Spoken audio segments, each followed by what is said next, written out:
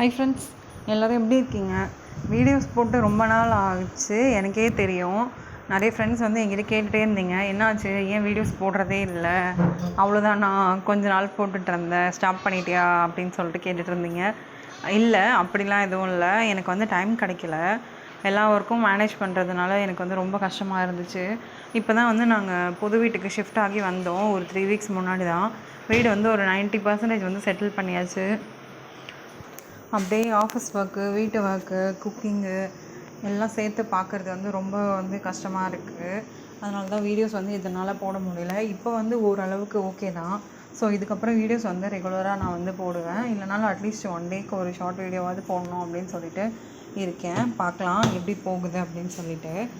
And யாரெல்லாம் நம்ம வீடியோஸை வந்து மிஸ் பண்ணிங்கன்னு சொல்லிட்டு கமெண்ட்டில் சொல்லுங்கள்.